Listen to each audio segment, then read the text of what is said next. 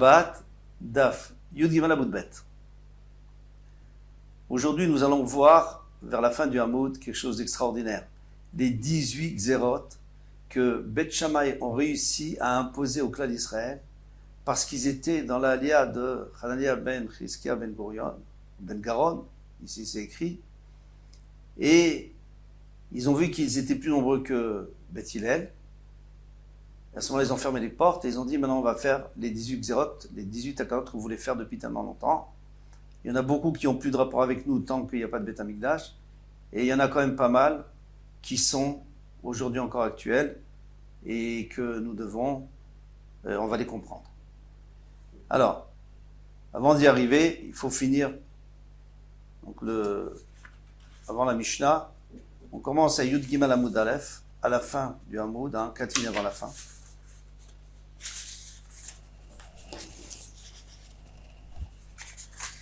Alors, Tané de Beliaou, une braïta qui a été écrite, qui a été enseignée au nom de Eliyahu Hanavi. Maaseh Betalmid, il y avait un Talmid Echad, Shishana Arbe, il a beaucoup appris la Torah, la Mishnah, pardon. Vekar Arbe, il a beaucoup appris le Chumash. Veshimesh Talmidei Chachamim Arbe, il a beaucoup servi les Talmidei Chachamim, c'est-à-dire qu'il a appris le Talmud. Parce qu'à ce moment-là, il n'y avait pas la Gemara, mais on discutait sur les Mishnayot, c'était la même chose. Donc il est un grand Chacham, grand Talmid Chacham. Umed Bechatzi Yamav, et il est mort au milieu de sa vie. C'est-à-dire, il avait peut-être 35 ans, 40 ans maximum. Vaïta Ishto Notel et Tfila, et sa femme qui était démoralisée, elle ne comprenait pas un grand sadique comme ça, pourquoi il meurt tellement tôt. Machazratam et Bateknisiot, elle prenait cette filine et elle le montrait dans les Bateknisiot, Batek Midrashot, et dans le Bet Midrash, pour demander, Ve'amra Lahem, elle disait, Ktiv Torah Kiu Chayecha Ve'ochiamecha, écrit dans la Torah, que c'est la longueur de tes jours, c'est-à-dire que tu auras une longue vie grâce à la Torah. Baali, Sheshana Harbe, mon mari qui a beaucoup appris de Mishnayot Vekar Harbe, il a beaucoup appris de fromage. C'est un érudit. Veshimesh Talmidei Chachamim, Harbe, Mipne Mamed Bechatzi Yamav. Pourquoi il est mort? Bechatzi Yamav. Alors maintenant, pourquoi elle prenait les tefilines?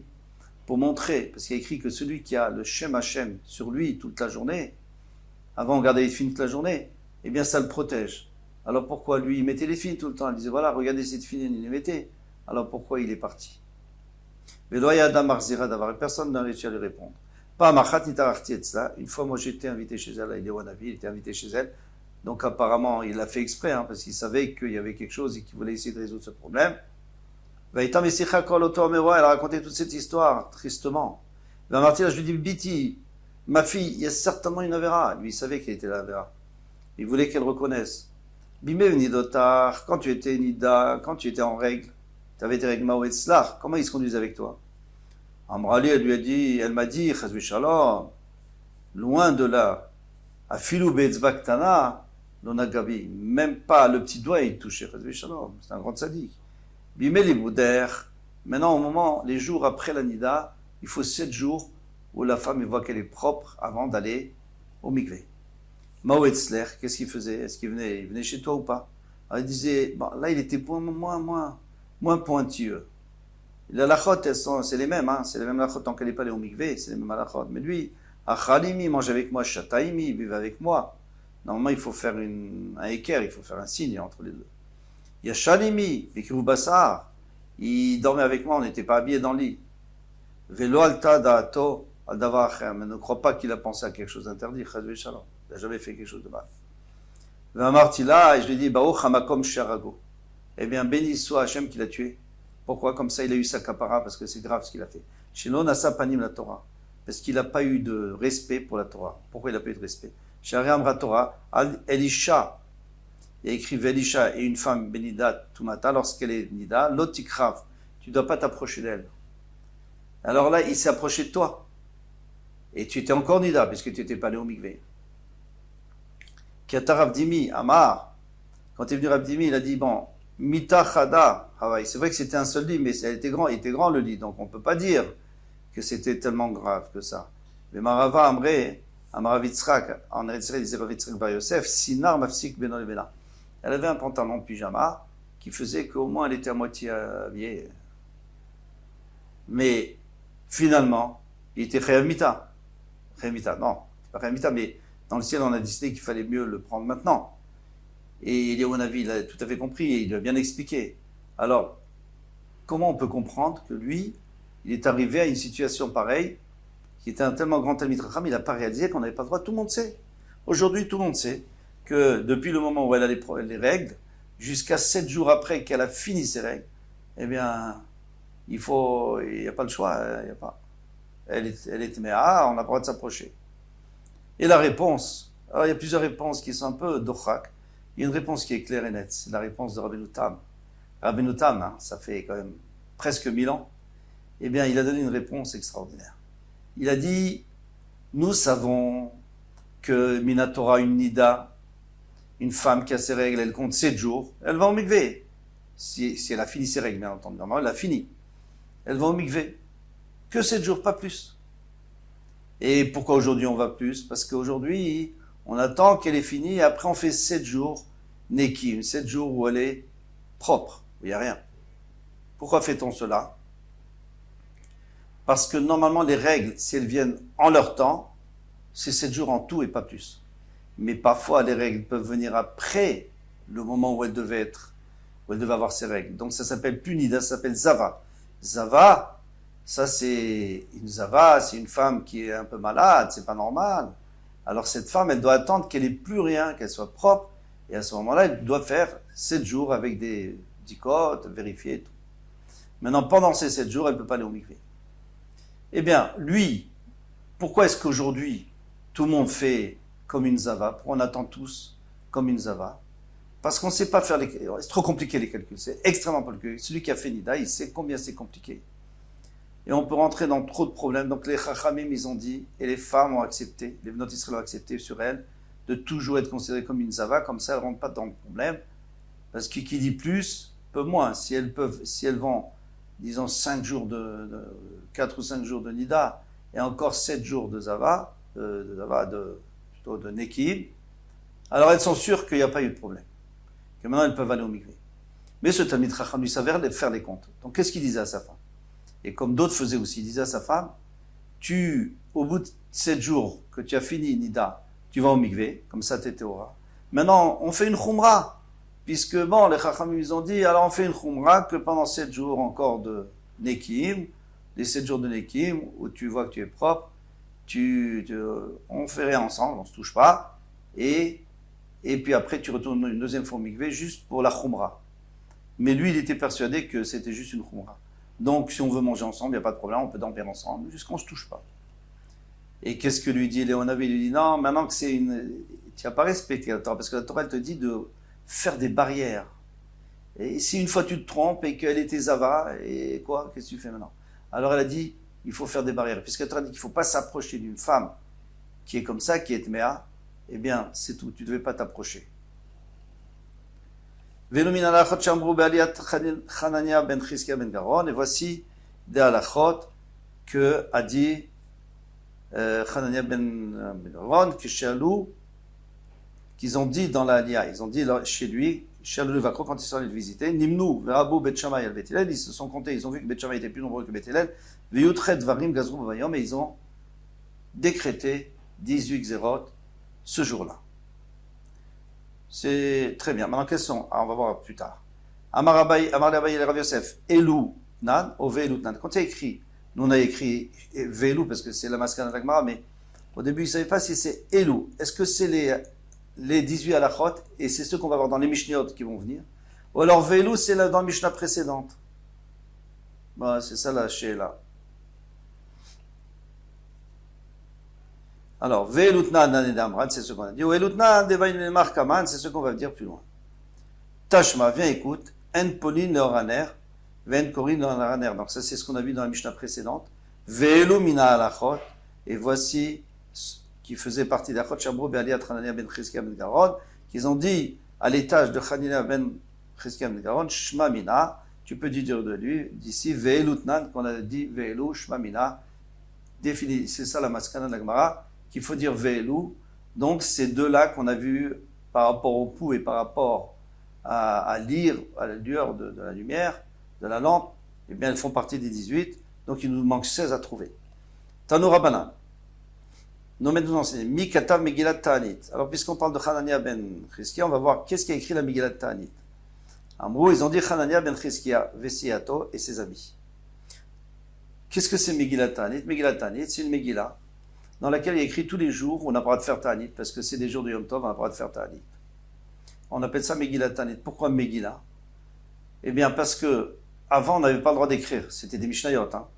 Et des Mishnayot, on n'avait pas le droit d'écrire. C'est seulement plus tard qu'on a pu écrire. On a eu le droit d'écrire parce qu'on commençait à oublier.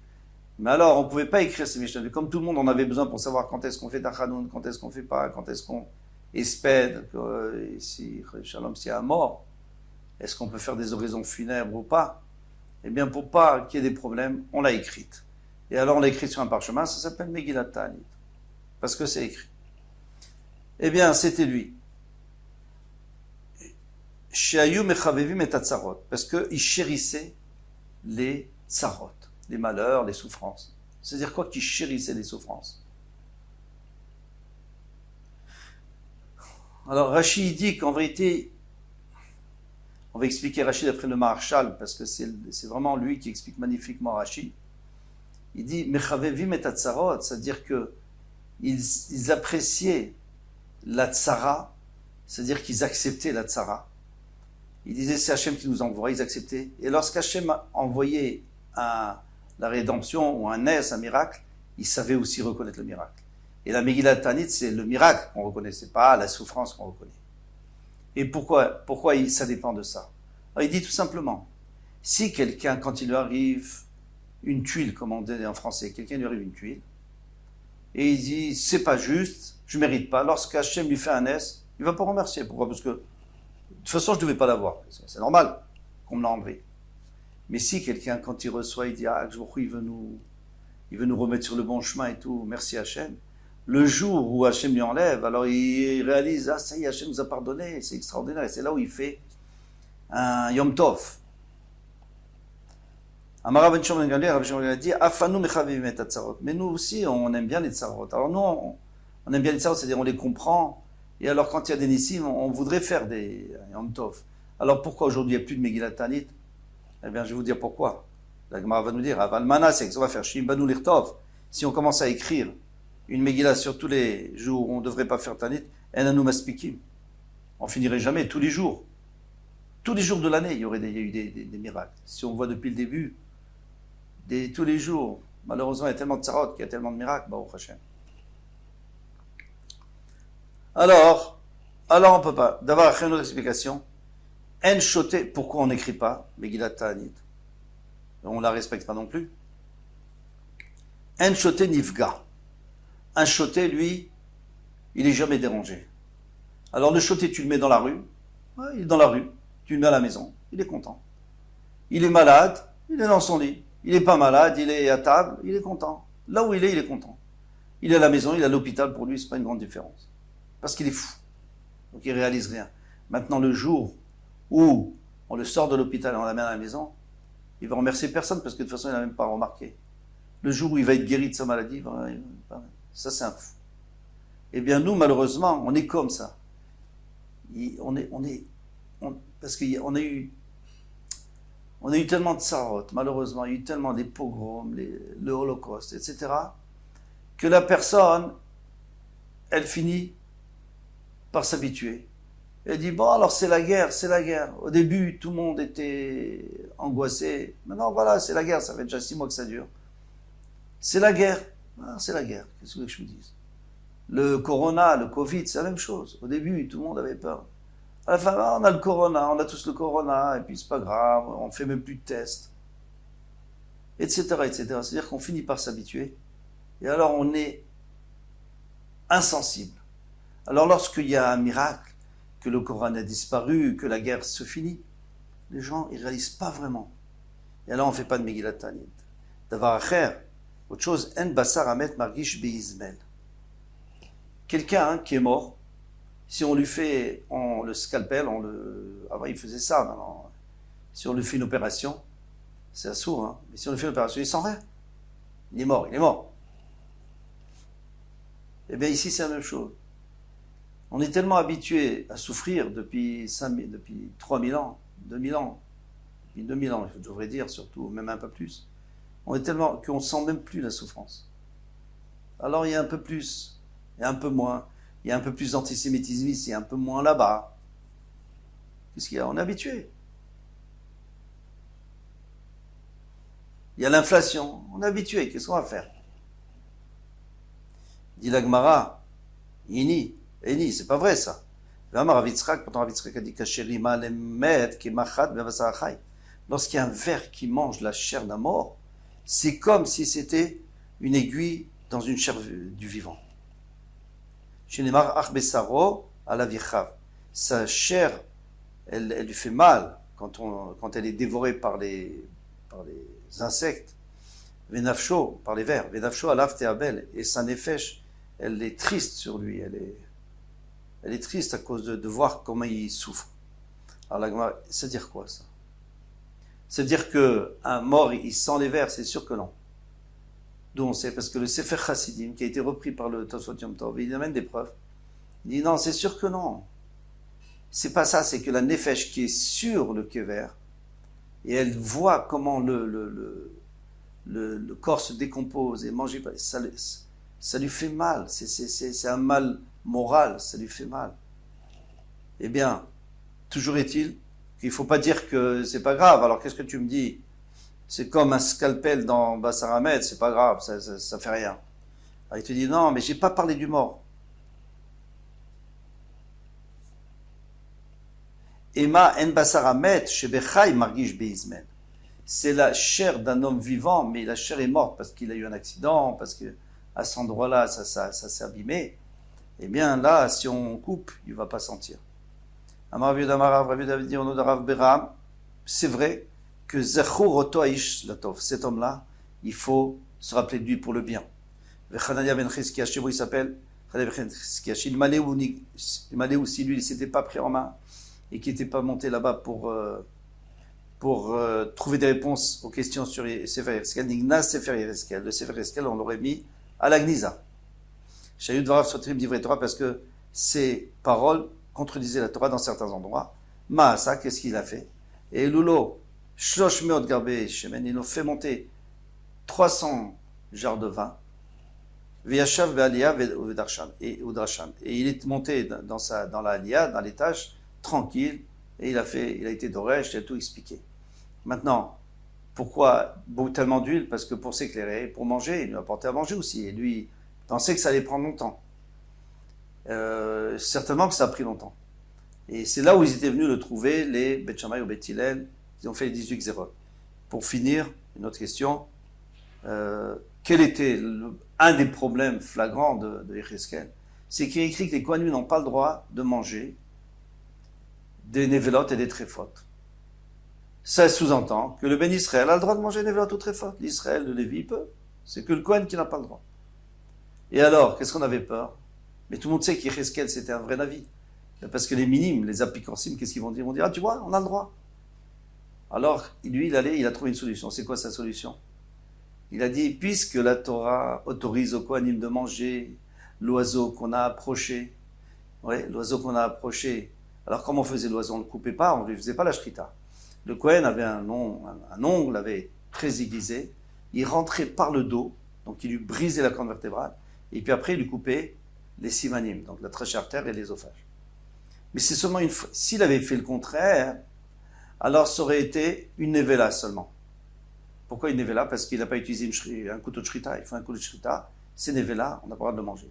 Mais comme il faisait de ce sens, c'est encore pire, c'est très fade. Pourquoi? Parce qu'avant de couper les simanim, déjà, on lui avait cassé la colonne vertébrale, donc il était inviable.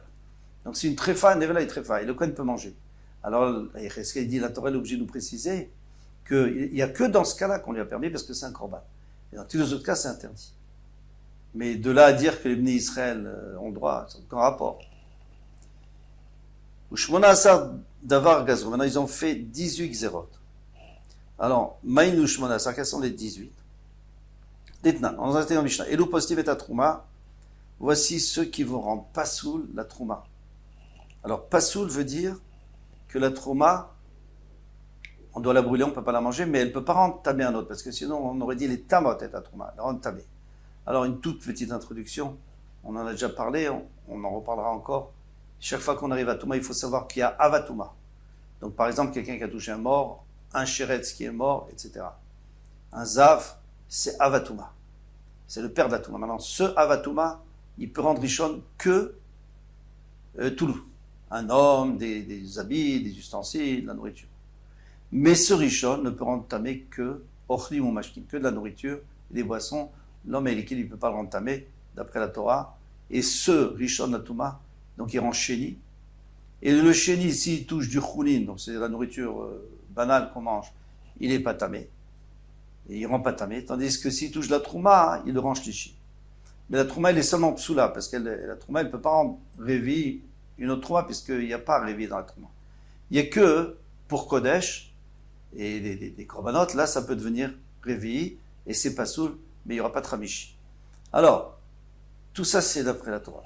Maintenant, nous, ici, on va nous dire que la première Xéra, c'est que le Ochel Rishon, un homme qui aurait mangé du Rishon, alors lui, il ne peut pas être tamé. D'abord parce que c'est un homme et le Rishon ne rend pas tamé un homme, mais il y a une deuxième raison, c'est parce qu'il n'a pas touché, il a mangé. S'il met dans sa bouche sans toucher, il ne devrait même pas être tamé, même si c'était Avatouma. Sauf, il y a une exception dans la Torah. Ve'ochel Sheni. Donc ça, c'est la première zéra qu'ils ont fait. Et on va expliquer après les zéros dans la suite de la Gemara pourquoi ils ont fait cet cas-là. Ochel Sheni. Maintenant, quelqu'un qui mange Sheni, eh bien, lui, s'il touche la Trouma, il le rend pas soul. Ça, c'est une très grande Trouma. C'est aucun rapport avec la première Trouma. Parce que la Sheni, tu deviens. Si tu touches Rishon, admettons que tu deviens Sheni, admettons. Et alors, tu peux rendre Shlishi, mais si tu es toi-même, tu as touché du Sheni, tu ne devrais pas. Il va acheter Vashkin Tmeim, mais celui qui boit des boissons qui sont Tmeim. Alors, les boissons, il faut savoir que même si ces boissons sont devenues tamées du Sheni, elles redeviennent Rishon. La boisson, ça remonte toujours.